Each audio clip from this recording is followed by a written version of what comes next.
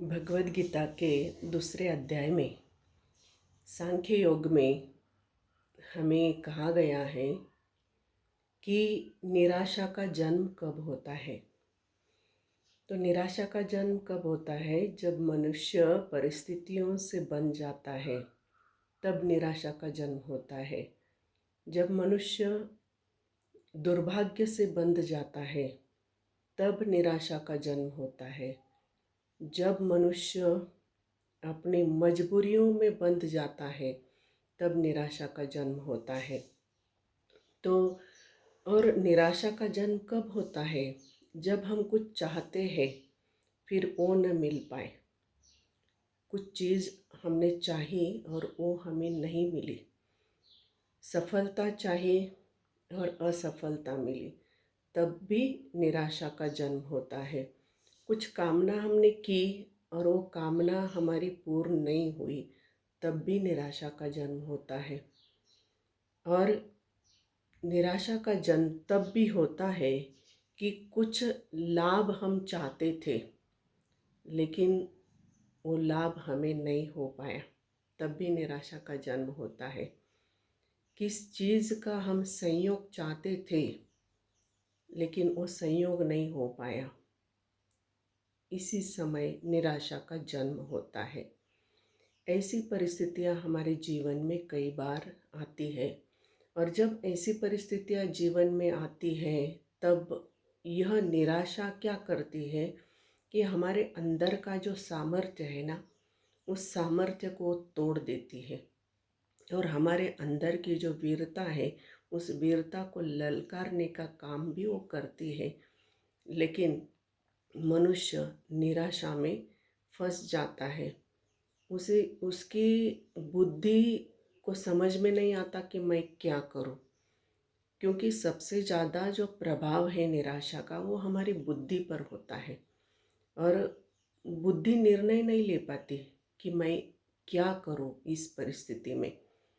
जैसे कोई व्यक्ति चौराहे पर खड़ा है और वह सोचता है कि मैं आगे जाऊं या पीछे जाऊं, दाएं जाऊं या बाएं जाऊं। उसे समझ में नहीं आता कि मैं किधर जाऊं। तो निराशा में व्यक्ति की सिचुएशन इस तरह से हो जाती है। तो ऐसी ही परिस्थिति अर्जुन के मन की हुई जब वह कुरुक्षेत्र में युद्ध भूमि पर खड़ा हुआ था। जब उसका रथ कौरव सेना के सामने भगवान श्री कृष्ण ने खड़ा कर दिया था, तब वह सोचने लगा कि क्यों मैं सिंहासन के लिए, राज्य पाने के लिए ये युद्ध करूं। मुझे ये सिंहासन भी नहीं चाहिए, मुझे ये राज्य भी नहीं चाहिए, और मैं लड़ना भी नहीं चाहता। उसका मन निराशा से ग्रसित हो गया। और जब मन निराशा से ग्रसित हो जाता है तो मनुष्य की बुद्धि भी उसी तरह से सोचने लगती है, उसी तरह से तर्क देने लगती है।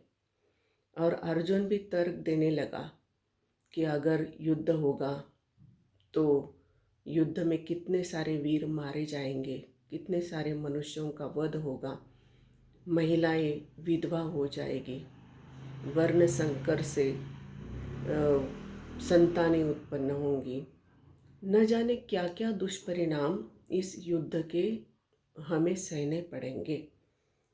तो ऐसी तर्क वितर्क वाली बुद्धि हमारी तब बन जाती है जब हम निराशा में फंस जाते हैं। तो ऐसा ही प्रभाव अर्जुन के मन पर हुआ था और वो बिल्कुल युद्ध नहीं चाहता था। तो वो सोचने लगा कि मुझे ये युद्ध चाहिए ही नहीं, मैं युद्ध करना ही नहीं चाहता। और हम लोग भी ऐसे ही करते हैं कि जो हमारा कर्तव्य है ना, उससे हम फिर मुंह मोड़ लेते हैं। और अर्जुन की स्थिति भी वही हो गई कि वो अपने कर्तव्य पथ से भागने लगा, उतरने लगा। तब उसे दिशा देने के लिए भगवान श्री कृष्ण उनके साथ खड़े थे। क्योंकि जब हम भगवान को अपना सहारा मान लेते हैं, जब हम अकेले होते हैं, तो भगवान अवश्य ही हमारी बुद्धि को वो सद्बुद्धि बना देते हैं। वे हमारे पथ प्रदर्शक बन जाते हैं। और ऐसे ही भगवान कृष्ण फिर निराश मन वाले अर्जुन के मन में वो प्रकाश का दिया जलाने के लिए वहाँ उसके सामने खड़े थे। भगवान कृष्ण अर्जुन को क्या कह रहे हैं? कुतस्तवा कश्मलमिदं विषमे समुपस्थितम अनार्यजुष्टम स्वर्गम कीर्ति कर अर्जुनम। भगवान कृष्ण अर्जुन से कह रहे हैं कि हे अर्जुन, तुम्हारे अंदर ये कश्मल, ये मोह, ये विषम परिस्थिति में कैसे उपस्थित हो गया? अनार्यजुष्टम, श्रेष्ठ लोगों को इस तरह के जो कार्य है ना, योग्य कार्य, ये जो कार्य तुम कर रहे, ये श्रेष्ठ लोगों के लिए योग्य नहीं है। अनार्य जुष्टम, अस्वर्ग्यम, तुम्हें स्वर्ग की तरफ ले जाने वाला ये कार्य नहीं है। और ये कार्य कैसा है? और अकीर्तिकरम, इससे तुम्हारी कीर्ति भी फैलने वाली नहीं है। कीर्ति को मिटाने वाला यह कार्य है। कौन सा कार्य? कि अपने कर्तव्य पथ से भागना। भगवान श्री कृष्ण उसे समझा रहे हैं कि हे अर्जुन, अगर यह कार्य इस तरह से अगर तुम नहीं करोगे,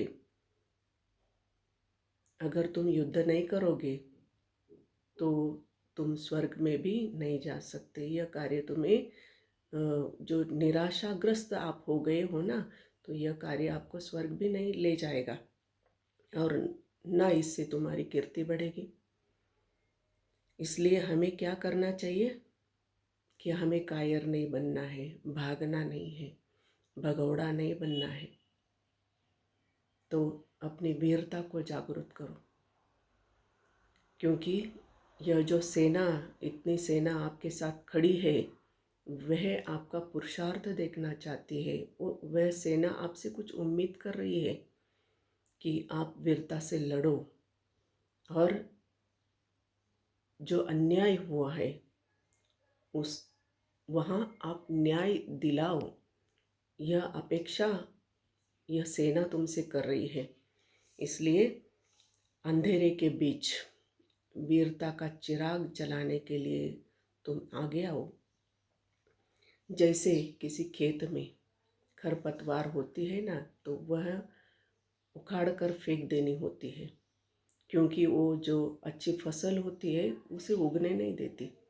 ऐसे ही समाज में जो दुष्प्रवृत्तियां हैं उसको मिटाने के लिए हमें भी वैसा कार्य करना पड़ता है कि हमारे अंदर की जो वीरता है उसे जगानी पड़ती है। और अच्छे कार्य के लिए हमें लड़ाई भी लड़नी पड़ी तो भी हमें वो करनी पड़ेगी। ऐसे भगवान कृष्ण अर्जुन को समझा रहे हैं, क्योंकि संघर्ष तो है जीवन में और वो रहेगा ही, क्योंकि जीवन अपने आप में एक संग्राम है। उससे तो हम भाग नहीं सकते, नहीं भागा तो नहीं जा सकता। और व्यक्ति कितना भी भाग ले, लेकिन वह अपने मन से भी भाग नहीं सकता। मन में तो वही आता रहता है, जो भी सच्चाई है वो तो मन में आती ही है। इसलिए भगवान कृष्ण अर्जुन को जगा रहे हैं, क्योंकि हमारे मन में संकल्प और विकल्प तो हर पल आते ही है।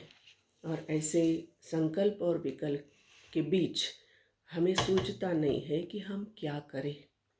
तो ऐसे समय में हमें वही निर्णय लेना होता है कि जो निर्णय हमारे लिए उचित है। तो हमें क्या करना चाहिए? भगवान कृष्ण कहते हैं कि संघर्ष तो करना पड़ेगा, इससे बचा नहीं जा सकता। और जिसमें जितनी ज़्यादा जीवनी शक्ति होगी वही ठहरता है, और जिसमें जो ज़्यादा शक्तिशाली है वही उभरेगा और कमज़ोर को दबना पड़ेगा। इसलिए समाज में जो बुराइयां हैं वह मिटाने के लिए अर्जुन को कहा गया कि अर्जुन आप आगे आओ। और यही संदेश हमारे लिए भी है कि कई बार हम अपनी परिस्थितियों से, दुर्भाग्य के कारण मजबूरियों के कारण हम भी निराश हो जाते हैं और जो कर्तव्य हमें उस समय करना चाहिए उस कर्तव्य से हम भी भागने लगते हैं और हमारे अंदर का साहस भी तब भाग जाता है। इसलिए हमें अपने अंदर से अपनी वीरता को प्रकट करना है और जहाँ जिस तरह का साहस हमें दिखाना चाहिए उस साहस दिखाने के लिए हमें आगे आना होगा। यही संदेश हमें भगवान श्री कृष्ण अर्जुन के माध्यम से दे रहे हैं।